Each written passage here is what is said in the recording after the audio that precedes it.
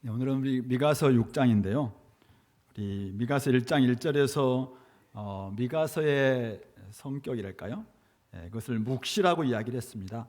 하나님의 말씀, 묵시다 이렇게 이야기했죠.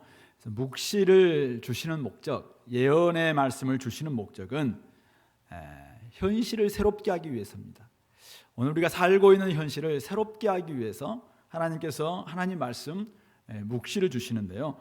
우리 미가서 말씀은 1장부터 3장까지는 심판의 메시지고, 그 다음에 우리 4장부터 7장까지가 좀 회복의 말씀이라고 이렇게 했는데요. 우리 현실을 새롭게 회복하기 위해서 두 가지가 필요한 것 같아요. 하나는 종말을 생각하는 겁니다. 마지막 지점을 생각함으로 말미암아 우리가 이렇게 사는 것이 맞나, 이것을 돌아보는 마지막 지점을 바라보면서 지금을 새롭게 하기 위한 것. 이것이 4장 5장에서 이제 그 이야기했죠. 시온에서 결국은 구원 얻는 자들이 있고 하나님의 다스리시는 천국이 있고, 그리고 메시아의 통치가 있다라는 것을 4장 5장에서 이야기했고요. 그리고 이제 또 다른 방법이 근원을 기억하는 겁니다. 그러니까 우리의 시작을 되돌아보는 거죠. 그래서 기억함으로 말미암아 현실을 새롭게 하는 방식인데, 이것이 바로 오늘 6장에서 지금 미가 선지자가 취하고 있는 방식입니다. 오늘 미가는 먼저 우리 6장 1절 보시면 하나님께서 이스라엘을 상대로 법정 소송을 벌이시는 상황을 묘사하고 있습니다. 여러분들 한번 읽으면서 누가 원고, 누가 피고, 누가 증인인지 한번 찾아보시기 바라요. 자, 너희는 여호와의 말씀을 들을지어다. 너는 일어나서 산을 향하여 변론하여 작은 산들이 내 목소리를 듣게 하라. 너희 산들과 땅의 견고한 지대들아, 너희는 여호와의 변론을 들으라. 여호와께서 자기 백성과 변론하시며 이스라엘과 변론하실 것이다. 하나님께서 이스라엘 백성들을 상대로 변론하는데, 지금 하나님께서 원고가 되고 계십니다. 원고가 되셔서 니들이 나한테 이렇게 죄를 졌다 고소하는 겁니다. 이제 피고는 이스라엘 백성이겠죠. 증인들은 누굽니까? 바로 너희 산들과 땅의 견고한 지대들, 피조물들이 또 아마 이제 증인들이 됩니다. 배심원들이 될 수도 있을 거예요. 나중에 이들이 이스라엘 죄가 있는가 없는가, 이제 땅들이 이제 그동안 이스라엘 백성들이 어떻게 살았는지를 증언하는 좀 의인법적인 묘사이긴 하지만 어쨌든 이렇게 하고 있습니다. 증거의 고발의 내용이 3절부터 5절에 나와 있는데요. 이르시기를 내 백성아, 내가 무엇을 너에게 행하였으며 무슨 일로 너를 괴롭게 하였느냐, 너는 한번 내게 증언해봐라. 지금 피고를 딱 모아놓고 불러놓고 이스라엘 백성들에게 내가 도대체 너희들에게 뭘 행했냐, 내가 너희들을 어떻게 괴롭게 했길래 지금 너희들은 나한테 이렇게 행할 수가 있냐, 한번 증언해봐라. 입 있으면 말해봐라, 지금 이거죠. 그래서 하는 말이 이제 주님께서 내가 너를 애굽 땅에서 인도하여 내어 종로로 하는 집에서 속량하였고 모세와 아론과 미리암을 네 앞에 보냈지 않았느냐. 내 백성아, 너는 모압 왕 발락이 꾀한 것, 모압 왕 발락은 우리 민수기 22장부터 24장에 나오는 이제 이스라엘 백성들이 자기 옆을 지나가려고 할 때 저들을 좀 저주하고 싶잖아요. 그래서 이제 이 부올의 아들 발람 이방 선지자를 이제는 데리고 그에게 막 저주의 메시지를 좀 바라기를 원해서 돈을 많이 주고 그를 불러오는데, 하나님께서 이 발람을 완전히 사용해서 축복의 말씀만 막 하게 하시는 그 일 기억나시죠? 예. 그래서 발람이 그에게 대답한 것, 이들은 어쨌든 이스라엘 백성들을 치게 하려고 저주하게 했는데 하나님이 이스라엘 백성들을 축복하셨던 그때를 한번 기억해라 이거예요. 그리고 시딤에서 이제 그 이후에 시딤에서 있으면서 또 발람에게 또 여러 가지 이제 유혹 받아서 그곳에 있는 많은 여인들과 함께 또 범죄를 저지르고 그래서 엄청나게 죽임 당했던 그런 사건이 있었던 곳이 바로 시딤이죠. 그곳에서부터 길갈은 어디입니까? 요단강을 건너고 난 다음에 이제는 요단강에서 하나님이 어떻게 우리에게 역사하셨는가 생각하면서 요단강에 있는 돌을 지파마다 가져와서 길갈에 딱 세우면서 이제 예배를 드렸던 곳이 바로 길갈이거든요. 그러니까 이 시딤에서부터 길갈까지의 그 여정 동안 심판도 있었고 구원의 놀라운 일도 있었던 그것을 한번 기억해라. 그리하면 나 여호와가 공의롭게 행한 일을 너희가 알리라. 이렇게 말씀하셨다는 것입니다. 무슨 이야기를 좀 하고 계시는 겁니까? 왜 이스라엘 백성 유다가 지금 하나님 앞에서 이렇게 잘못된 삶을 살고 있는지 하나님이 지금 변론 고발하면서 그들로 하여금 뭘 이야기합니까? 야, 너희들은 내 백성인데 어떻게 내가 너희들에게 행했던 그렇게 은혜와 사랑을 다 잊을 수가 있냐? 너희들에게 내가 무슨 일을 행했냐? 그리고 마지막 5절 보면은 나 여호와가 공의롭게 행한 일을 너희들이 알지 않느냐? 공의롭다는 말이 뭡니까? 하나님께서 하나님의 성품에 맞게끔 언약 백성에게 언약의 당사자로서 최선을 다해서 살피고 보살피고 인도하고 또 구원했던 이 모든 일들, 이게 공의롭게 행했다. 심판할 때는 죄를 보면은 심판하기도 했지만은 또 그들이 불쌍하니까 하나님께서 위로하시고 인도하시고 많은 지도자를 보내시기도 하고 그렇게 해서 여기까지 온 거 너희들이 알지 않느냐? 한번 기억 좀 해봐라. 기억 좀 해봐. 자세한 내용들이 나와 있죠. 애굽 땅에서 인도해냈고 끄집어냈고 또 종로로 사는 집에서 속량했고, 속량이 뭡니까? 값을 지불하고 그들을 사서 해방시킨 거, 이게 속량이죠.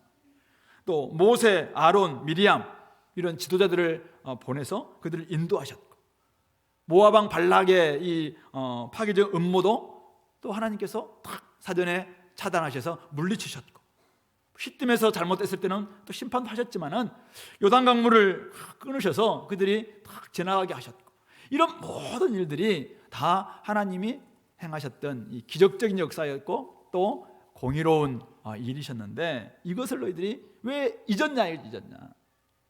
이사야 1장에서 우리가 저번에 이사야 말씀을 통해서 야, 너희들이 은혜 받은 백성인데 어떻게 은혜 받은 백성이 나한테 이렇게 할 수가 있느냐? 은혜의 실종을 이야기했잖아요. 그 부분을 다시 한번 지적하고 있는 것입니다.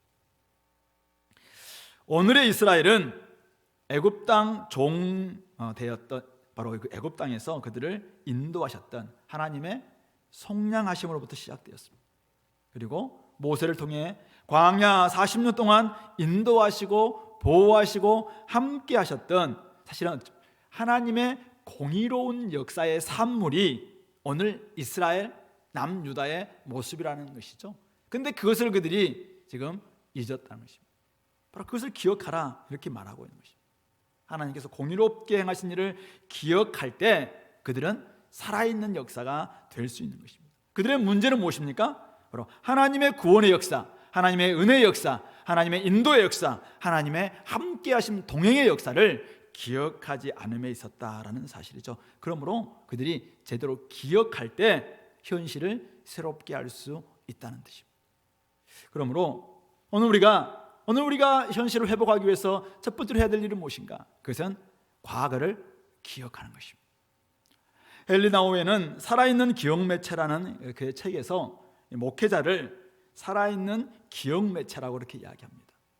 하나님의 살아계신 구속의 역사, 치유의 역사, 회복의 역사, 또 앞으로 인도하시는 그런 모든 역사를 기억하는 매체가, 살아있는 매체가 있다면 바로 목회자들이다. 그렇게 이야기하면서 이제 목회자들을 위한 책을 쓰면서 그렇게 이야기를 해요.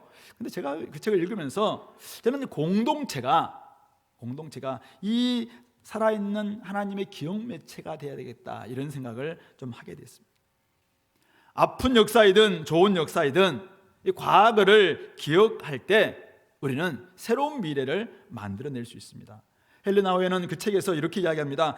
과거와 단절함으로 미래를 불구로 만들고, 과거를 기억하지 않고 잊어버리고 과거와 딱 단절하면은 앞으로 우리의 미래도 불구가 된다는 거예요. 장애자가 될 수밖에 없다. 악을 망각함으로 말미암아 우리 면전에서 악을 자행하게 된다. 우리가 어떤 사람이었는가라는 것을 놓치게 될 때 우리는 앞으로도 사실은 얼마든지 악을 자행할 수 있는 사람이 될 수 있다, 그렇게 이야기를 하고 있습니다. 그러므로 오늘 우리 개인이든 공동체든 또 우리 소그룹이든 간에 오늘 우리가 현실을 새롭게 하기 위해서는, 새롭게 회복하기 위해서는 여러분들의 과거를 기억해야 합니다. 죄의 종로로 됐던 아픔의 역사 기억해야 합니다. 죄를 속량하신 구원의 역사 기억해야 합니다.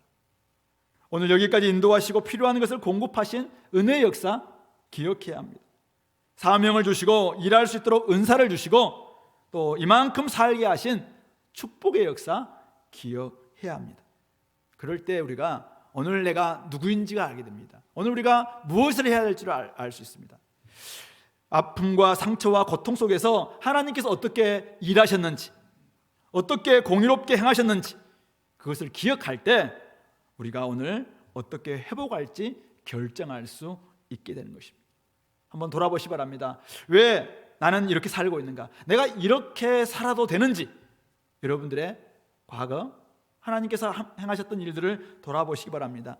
이렇게 작은 일에 슬퍼해도 되는지, 내가 그런 사람인지, 내가 그렇게 작은 사람인지, 복음이 나에게 임했을 때 나를 얼마나 놀랍게 하나님께서 축복하셨는지, 내가 이렇게 작은 일에 슬퍼해도 되는지 한번 여러분들의 과거를 돌아보시기 바랍니다.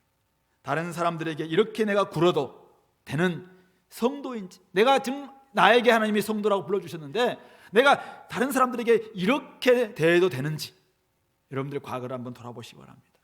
하나님과 이렇게 멀어져 있어도 되는지 여러분들의 과거를 기억할 때 오늘을 새롭게 할 수 있습니다. 예배와 멀어진 채 그냥 그것에 대해서 아무런 상관없이 내가 지내왔던 이런 삶이 괜찮은 것인지 현실을 새롭게 하기 위해서 과거를 기억하시기 바랍니다.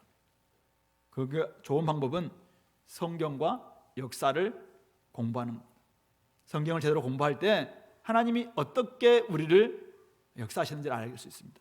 나의 역사, 우리 교회의 역사, 또 한 사람의 과거의 역사를 공부하게 될 때, 다시 한번 떠올리게 될 때, 사진을 보든지 여러 가지 보든지 간에 돌아볼 때 여러분이 썼던 일기를 공부하든지 간에 어쨌든 이 역사를 다시 한번 기억하고 되뇌이고 또 공부하게 될 때 우리는 새롭게 현실을 할 수 있는 하나의 단초를 발견할 수 있는 것입니다.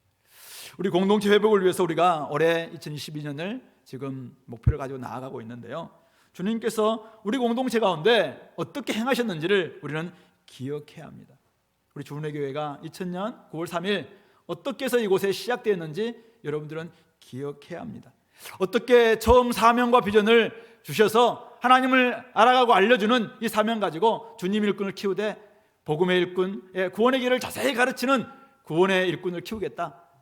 신구약 66권을 철저히 공부해서 나만 아는 것이 아니라 다른 사람들을 가르쳐주는 말씀의 일꾼을 키우겠다.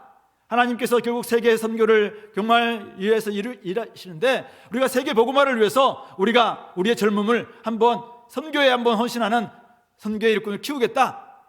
이런 비전을 하나님께 어떻게 허락해 주셨는지 우리의 과거를 기억해야 합니다. 여기로 오기까지 하나님께서 어떤 도움과 어떤 복을 여러분 자신과 우리 교회에 주셨는지 이것을 기억하는 것입니다. C640 우리 지난주에 함께 하면서도 우리가 지난날 20년 동안을 잠시 돌아봤던 이런 계기도 가졌습니다. 왜 우리는 C640을 시작하게 됐습니까? 왜 우리 중국 이해하고 중국 이해했습니까? 이런 부분을 돌아보면서 오늘의 시스템을 만들기까지 함께 하셨던 하나님의 역사를 우리는 돌아보고 기억할 때 바로 그 속에 함께 하셨던 하나님의 이야기가 오늘 우리의 다시 한번 기억나게 될 것이고 그걸 통해서 우리가 오늘 새롭게 할 수 있게 될 것입니다.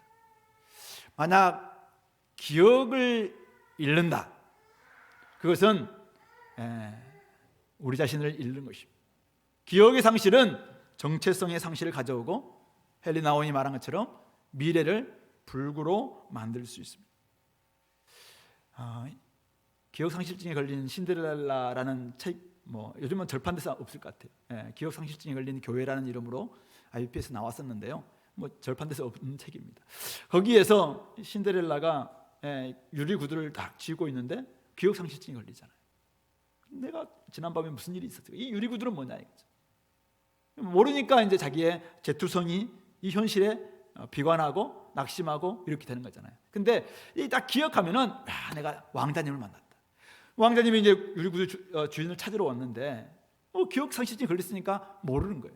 그러나 진짜 기억한다면은 맞아, 그때 내가 왕자님이 나와 함께 춤추면서 이걸 생각하면서 얼마나 소망을 갖겠습니까? 근데 우리 교회가 지금 딱 기억 상실증에 걸린 신데렐라처럼 하나님께서 엄청난 특권을 주셨음에도 불구하고 은혜를 주셨고 구속을 주셨고 함께하는 복을 주셨음에도 불구하고 이 복을 쥐고 있는데 기억이 없는 거예요. 내가 왜 존재하고, 복음이 얼마나 놀라운 일이었는지. 하나님 나를, 야, 너는 내 것이다, 내가 너를 낳았다, 나는 너와 함께한다, 세상 끝날까지 너와 함께할 것이다, 너는 결코 죄로 말미암아 이제는 정죄함을 받지 않는다, 그리스도 예수 안에서는 결코 정죄함이 없다라는 엄청난 축복의 말씀을 주셨음에도 불구하고 현실이 안 되니까 자꾸만 자기에 대해서 비관하고 낙심하고 또 아무 또 힘이 없는 사람인 것처럼 생각하는 것입니다. 풀 위에 내리는 담비라고 이야기하고 있고 아침에 여호와로부터 오는 이슬이라고 이야기함에도 불구하고 그런 생명이 나에게 있는지조차도 모르는 이런 기억상실증이 우리 있다면 어떻게 될 수 있겠느냐.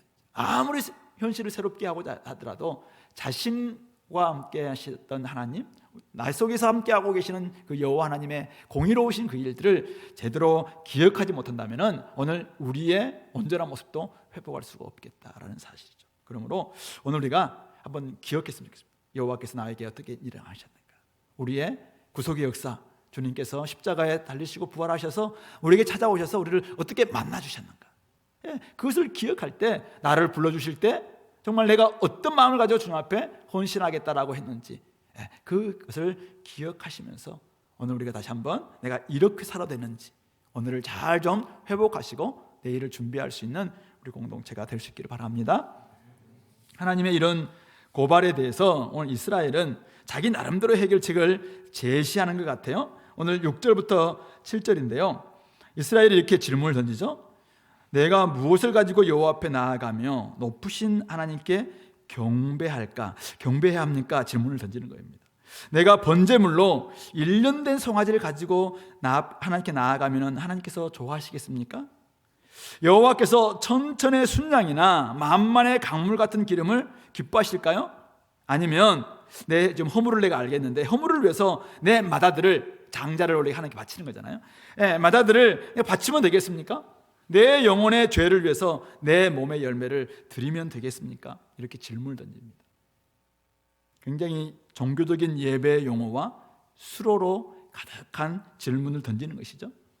이에 대한 하나님의 대답이 뭔가요? 미가가 지금 대신하고 있는데요. 8절입니다. 사람아, 주께서 선한 것이 무엇임을 너에게 이미 보이셨다라고 이야기하죠. 앞에서 몇 번 이야기했어요.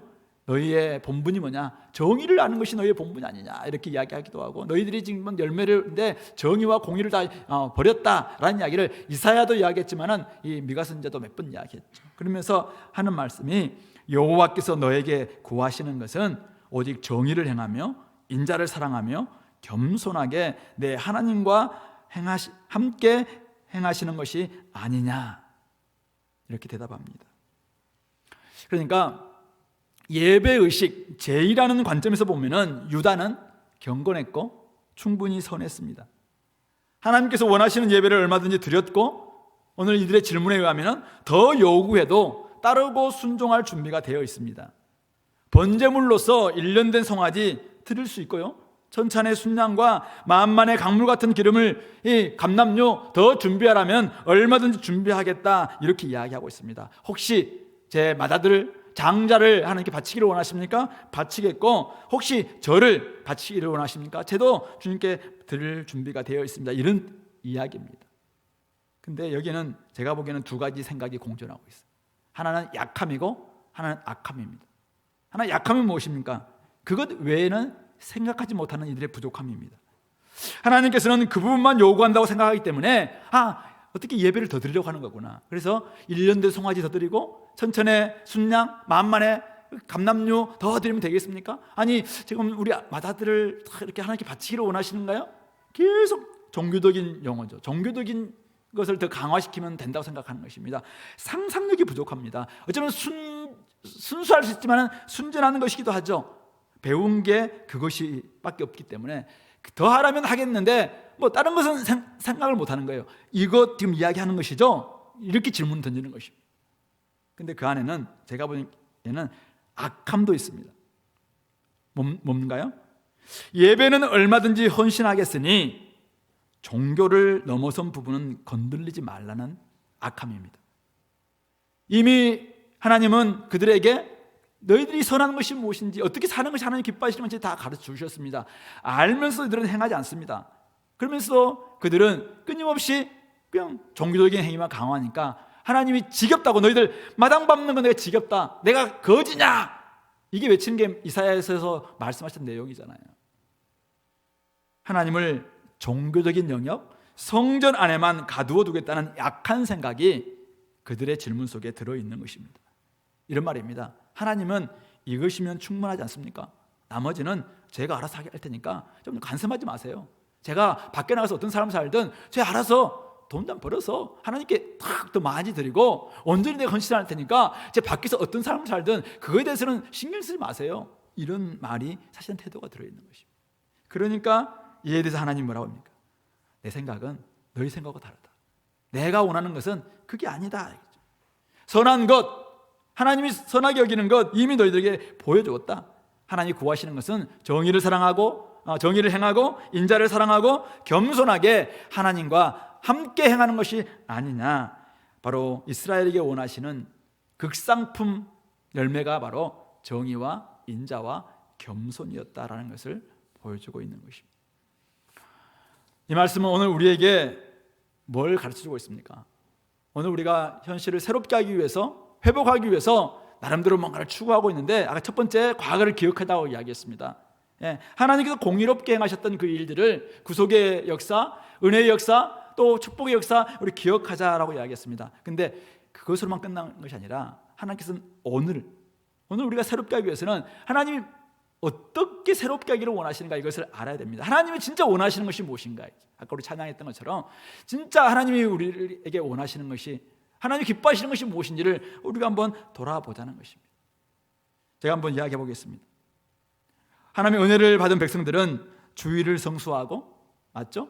수요 예배도 드리고 금요 예배 잘 드리기를 원하십니다. 그 모든 예배를 신령과 진정으로 예배하기를 원하십니다. 시간과 재정을 온전히 주님께 드리는 주대심이 온전히 인정된 그런 사람들 되길 원합니다. 그래서 우리가 율법이 아니라 정말 훈련으로서 77을 정말 우리가 좀 잘 감당하기를 원하십니다. 뿐만 아니라 모든 사람들이 22권의 성경 연구와 20명의 영접자들이 있게 되기를 주님께서 원하십니다. 뿐만 아니라 11조 생활도 잘하는 우리 성도들이 되기를 원하십니다. 어떤 사람들은 너무나 기뻐서 캠퍼스에 간사로 자기의 젊음을 한 5년 동안 드리는 이런 사람이 나오고, C640 사역 간사로 중국 가서도 내가 5년 한 10년 헌신하겠다, 이런 사람들이 나오기를 원하십니다. 복음의 일꾼, 말씀의 일꾼, 선교의 일꾼으로 헌신하기를 원하십니다. 더 많은 헌신도 필요하다면 제가 감당하겠다는 그런 헌신도 원하시죠. 근데 이것뿐이냐 이거죠. 하나님이 진짜 원하시는 게 그걸까요? 우리 현실을 돌아볼 때 현실이 회복되지 않는 이유가 바로 이 문제냐 이거죠. 하나님과 함께 행하지 않으면서도 우리는 얼마든지 이런 거 다 수행할 수 있습니다. 겸손하게 자기를 막 내세우고 자기 자랑하면서 우리는 얼마든지 777 할 수 있고요. 20이 아니라 44, 40도 할 수 있고요.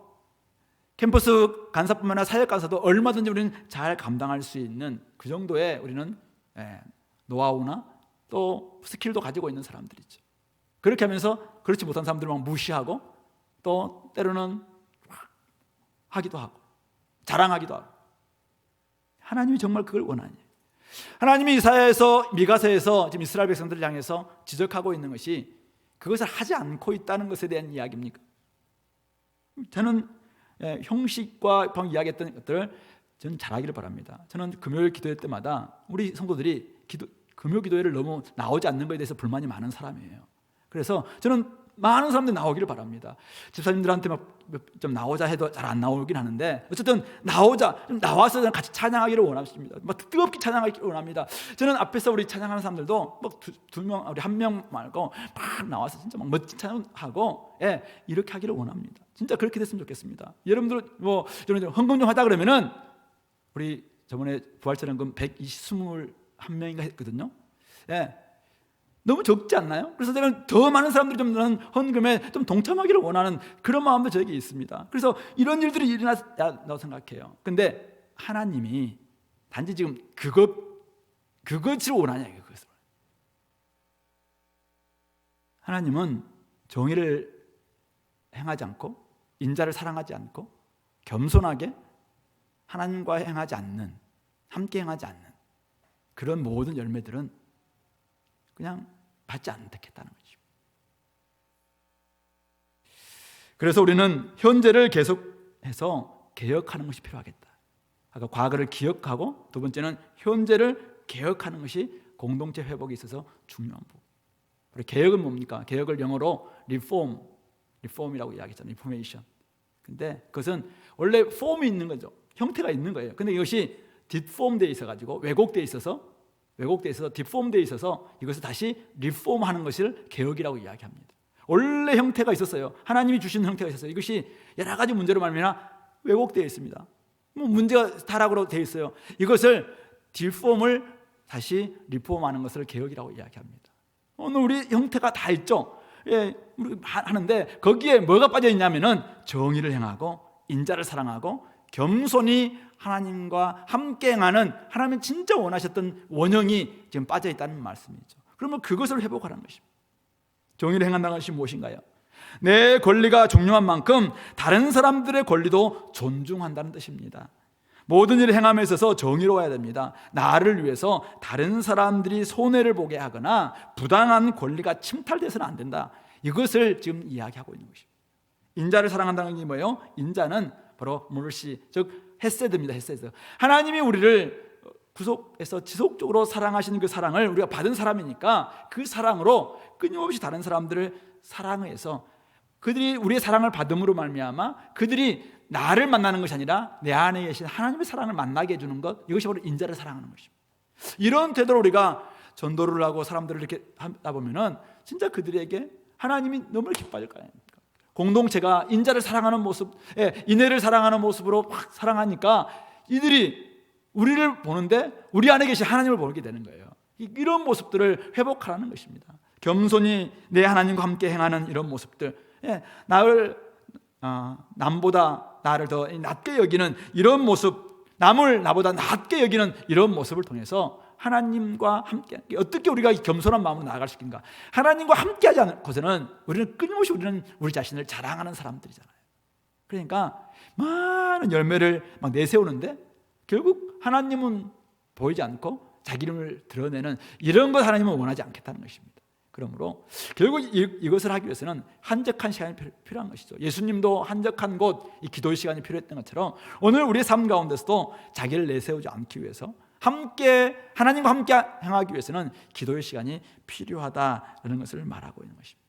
그러므로 오늘 우리 주문의 공동체 온전히 회복되기 위해서 어떻게 할 것인가? 아까 과거를 기억하는 것, 두 번째는 현재를 개혁하라는 것입니다. 무슨 말입니까? 주일 성수뿐만 아니라 7일 성수를 하자는 것입니다. 바로 주일만 거룩하게 지키는 것이 아니라 7일 동안 거룩하게 지키는 사람들이 되자. 캠퍼스에서만 헌신하지 말고 캠퍼스 이후에도 헌신하는 사람이 되자. 개인적으로만 윤리적이고 도덕적인 사람이 되지 말고 공적인 영역에 들어가서도 그 사회가 조직이 아무리 악해도 그 조직을 이제는 윤리적이고 하나님 기뻐하시는 모습으로 바꾸는 사람들이 되어야 된다. 한 사람의 그리스도인은 한 사람의 직장인으로서도 그리스도인이어야 된다 이거죠. 그렇게 될 때 우리가 살아내는 거죠. 가정과 교회와 캠퍼스와 사회에서 한결같은 사람으로 우리가 되는 것, 이것이 바로 현재를 개혁하는 것입니다. 그것이 바로 나를 바꾸는 것부터 출발하는 거잖아요. 그럴 때 바로 공동체와 함께 예배를 드린 사람들이, 아까 수요 예배 드리고 금요 기도 드리고 주일 예배를 함께 드린 사람들이 밖에 나가서 삶의 예배를 회복하면서 결국 그 안에서 온전한 회복들이 일어날 수 있지 않겠는가라는 사실입니다. 그러므로 여러분들 삶 가운데서 진짜 하나님이 원하시는 정의가 있는가, 하나님이 사랑하셨던 그 인자를 나도 정말 사랑하고 있는가, 인애를 내가 온전히 드러내고 있는가. 특별히 이번에 이제 룻기 말씀 지금 매일생이 하고 있는데요. 하나님의 인애, 그 헤세드를 다시 한번 좀 회복하시면서 진짜 인자를 사랑하는 모습이 무엇일까? 이것도 한번 보였으면 좋겠고, 그리고 무엇보다도 겸손히 하나님과 함께 행하는 이런 법을 배우는 것이야말로 우리를 내세우지 않고 하나님을 더 드러낼 수 있는 현재를 개혁하는 온전한 모습이 아닐까 생각해 봅니다. 이렇게 할 때 주님께서 다시 한번 이제 9절을 보시면은 여호와께서 성읍을 향하여 외쳐 부르죠. 현실의 문제를 다시 한번 그들이 이야기하는데요. 지혜는 주의 이름을 경외함이니라 라고 이야기하면서 너희는 매가 예비되었다. 미래에 뭐가 예비되어 있어요? 매가 예비되어 있다는 것이죠. 그것을 정하신 이가 누구인지 한번 들어봐라. 누가 이 매를 준비했는지 한번 들어봐라 라고 하면서 이제 그들 미래에 매가 준비되어 있다는 것을 이야기하고 있어요. 그렇게 하면서 이제 지적해내는 것이 뭐예요? 10절에 악인의 집에 아직도 불의한 재물이 있는지 없는지 한번 봐라. 축소시킨 가증한 에바가 있느냐. 에바는 뭐냐면은 이 바구니 같은 건데 이제 어떤 그릇을 이것을 곡식을 재는 도량형이에요. 근데 이것을 원래 한 10리터쯤 들어가는 바구니, 이게 10리터입니다 이렇게 해야 되는데 8리터짜리를 만들어 놓고 이게 10리터라고 이야기하는 딱 에바를 축소시켜 놓고 이게 10리터다라고 이야기하는 아주 가정한 축소시킨 에바 이런 뜻입니다. 뒤에 있는 부정한 저울도 마찬가지겠죠. 옛날에 추를 하나 더 달아놓고 뭐 살짝 몰래 이제 막 더 값을 나가게 한다든지 이중 장비를 쓴다든지 이런 것들이 다 부정한 저울, 또 주머니에 거짓 저울추 이런 것들을 가지고 있으니 깨끗할 수 있겠느냐 이야기를 하고 있는 것이죠. 부자들은 강포가 가득하였고 폭력적으로 막 재산을 빼앗기도 하고 이렇게 하는 것이죠. 그 주민들은 거짓을 말하니 그 혀가 입에서 거짓되도다. 그러면서 하나님이 이러한 모습들을 지적하시면서 너희들이 이렇게 하니까 내가 너희들에게 매를 준비했는데 이게 너희들의 매다라고 이야기하죠. 13절부터 15절입니다. 그러면 나도 너희를 쳐서 병들게 하였고 내 죄로 말미암아, 이 죄는 뭡니까? 이들이 막 하나님 앞에서 가증하게 우상숭배 이것도 있겠지만은 위에 있는 거예요. 위에 있는 거. 불의한 재물, 가증한 에바, 부정한 저울, 거짓 저울추, 강포, 거짓, 이게 다 그들의 죄예요. 이 죄로 말미암아 너를 황폐하게 만들었다는 거예요. 황폐 다 이렇게 피폐하게 만들었는데 그것이 뭡니까? 구체적으로 네가 먹어도 배부르지 못하고 항상 속이 빌 것이고 감추어도 보존되지 못하고 보존된 것은 칼에 붙일 것이고 씨를 뿌려도 추수하지 못할 것이고 감람 열매, 올리브죠. 올리브 열매를 밟아도 그 기름 네 몸에 바르지 못할 것이다. 다 빼앗긴다 이 말이겠죠. 포도를 밟아도 술 마시지 못할 것이다. 결국은 그들의 모자라는 삶, 결핍을 경험할 수밖에 없다. 그것은 바로 너희들의 죄 때문이다. 그렇게 이야기합니다. 그렇게 하면서 16절은 왜 이렇게 되었는가? 그 근본 원인이 무엇인지를 지적합니다. 너희가 오므리의 율법, 오므리는 북이스라엘의 왕조죠. 사마리아로 옮겼던 그 왕조가 이제 오므리 왕조인데, 오므리가 이제 사마리아 땅을 세벨로부터 사서 그 사마리아 성을 만들었잖아요. 그로부터 그의 아들이었던 아합의 집에 모든 예법. 이때 이들은 엄청난 우상 숭배를 했거든요. 그런 오므리의 율례와 아합 집의 예법을 지키고 그들의 전통을 따르고 있으니, 그러니까 남쪽에 있는 예루살렘이 성전으로부터 나오는 하나님의 말씀을 따르는 것이 아니라 북쪽 이 오므리의 율례와 아합 집의 예법과 그들의 전통을 따르고 있으니 내가 너희를 황폐하게 하고 그 주민을 사람의 조속거리로 만들고 너희가 내 백성의 수욕, 부끄러움, 아주 치욕을 담당하게 될 것이다. 그렇게 말하고 있는 것입니다. 뭘 이야기하고 있죠? 영향을 줘야 될 그들이 잘못된 율례, 잘못된 예법, 잘못된 전통을 따랐기 때문에 그들 삶 가운데 하나님이 그들의 미래에 매가 예비되었다. 그것은 바로 황폐고 조롱이고 치욕거리, 즉 바벨론 포로로 잡혀가고 수많은 외국 군대로 인해서 이스라엘이 철저히 짓밟히는 그런 미래가 예비되었다라는 것을 이야기하고 있습니다. 영향을 줘야 될 사람들이 영향을 주지 못하니까 영향을 받게 되었고 그 영향은 그대로 매로 하나님의 징계로 하나님의 심판으로 귀결되었다는 사실입니다. 거룩한 영향을 끼쳐야 되는데 도리어 세속의 영향을 그대로 받았다는 말씀입니다. 그들에게 이야기합니다. 왜 너 이렇게 살니? 그러니까 관행이래요. 관행. 그게 우리의 전통이래요. 아니 좋은 게 아닙니까 이거죠. 왜 너희들이 오므리의 율례와 아합집의 예법을 따르고 있지? 야, 저렇게 해서 저들 한번 보세요. 저들이 엄청나게 부자 되자고 있잖아요. 우리가 부자가 되면 되는 거 아닙니까? 내가 부자 되어서 많은 돈 벌어가지고 하나님께 예배 헌금하면 되는데 왜 자꾸 내 삶을 건드리세요? 이것은 관행이고 사람들 다 이렇게 살아요. 지금 그런 이야기 하고 있는 거예요. 근데 하나님은 바로 그것 때문에 너희들이 매가 준비되었다 이렇게 말씀하고 있는 것이죠. 하나님께서 미워하는 것에서 손을 떼지 못하니까 손이 더러워집니다.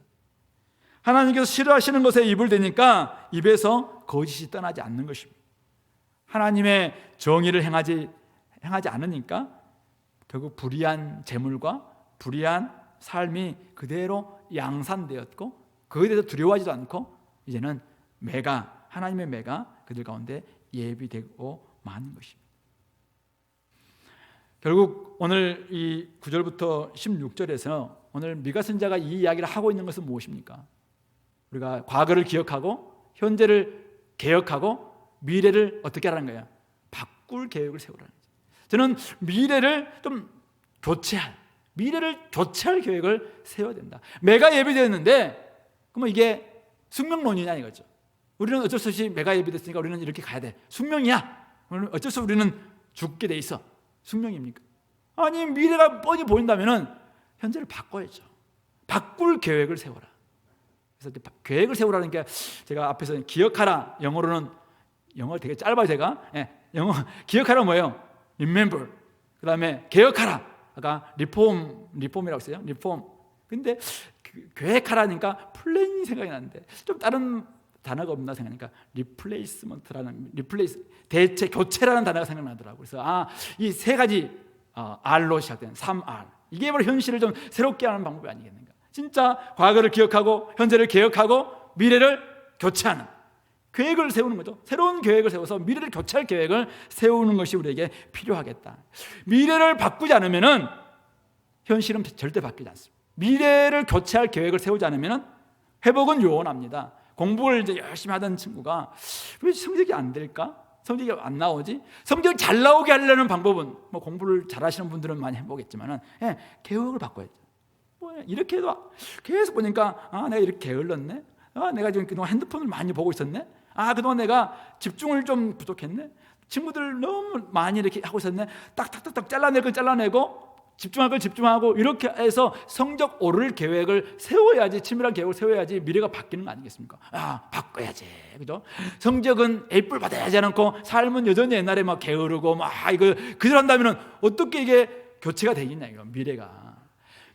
이리 가면은 매가 예비되어 있어요. 이리 가면은 반드시 징계.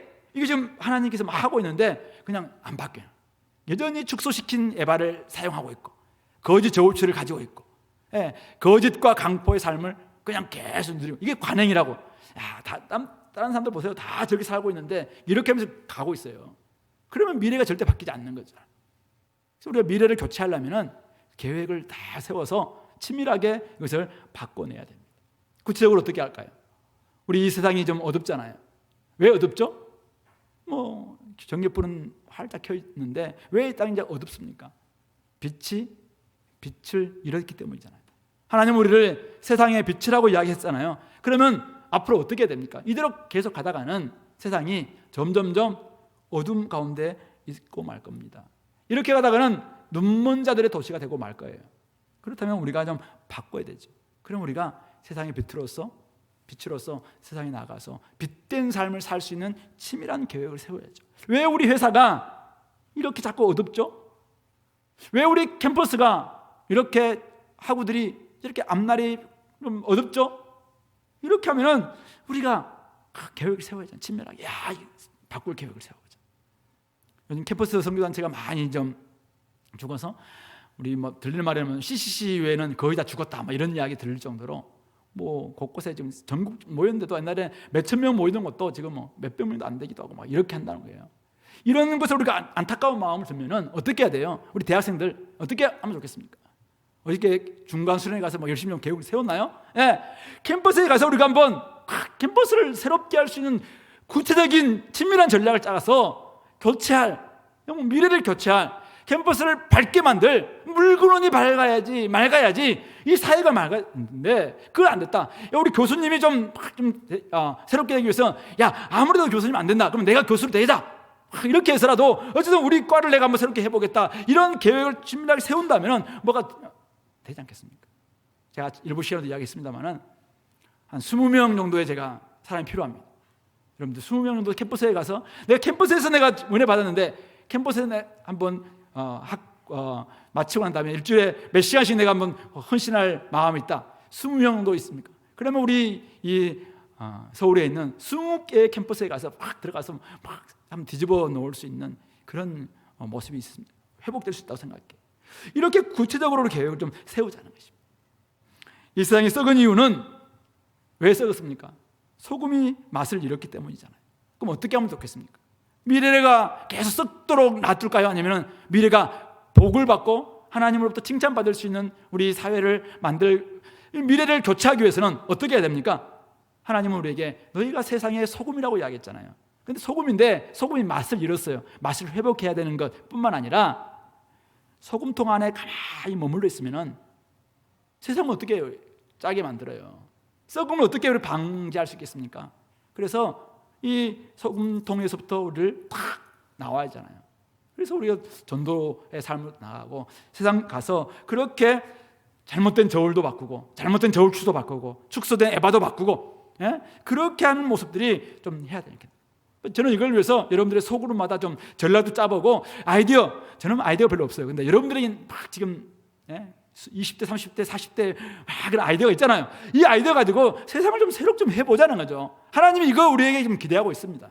그런 사람들을 한번 우리가 만들어 보자. 그래야지 우리가 우리가 미래가 교체되지 않겠냐 이거죠. 가장 중요한 것, 세상으로부터 지금 받고 있는 생각, 사상, 이게 그러니까 신학이 바뀌지 않으면은, 교리가 바뀌지 않으면은 우리 삶은 안 바뀌어요.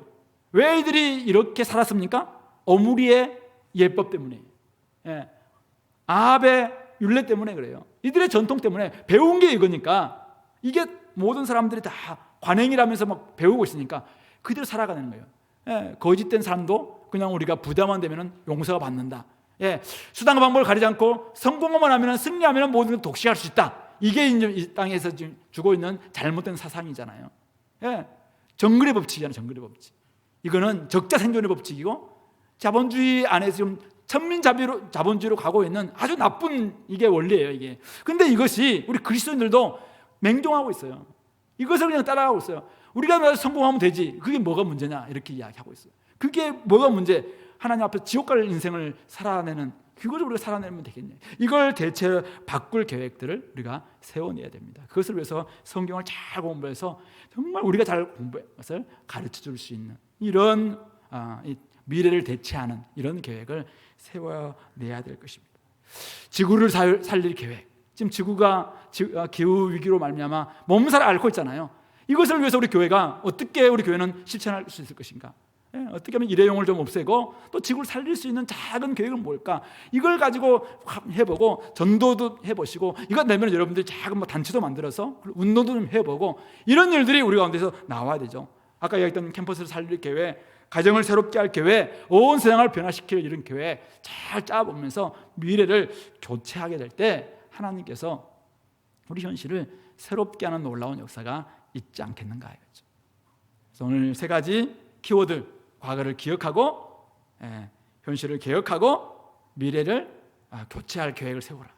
이 세 가지를 생각해 보시면서 하나님이 우리에게 주시는 그 마음들, 무엇보다도 정의를 행하고 인자를 사랑하고 겸손히 하나님과 함께 행하는 이런 모습을 통해서 여러분들이 있는 곳곳에서, 여러분들 가정부터, 또 여러분들의 캠퍼스부터, 여러분들이 있는 그 소그룹 방에서부터 이런 모습들이 온전히 좀 회복되어서 하나님이 기대하시는 회복이 우리 공동체 가운데 일어날 수 있게 해달라고 그렇게 나아가는 소망을 가지는 우리가 되길 바랍니다. 같이 말씀을 기억하시면서 또 여러분들이 좀 구체적으로 적용할 부분이 있다면 적용하시면서 같이 한 목소리로 기도하겠습니다.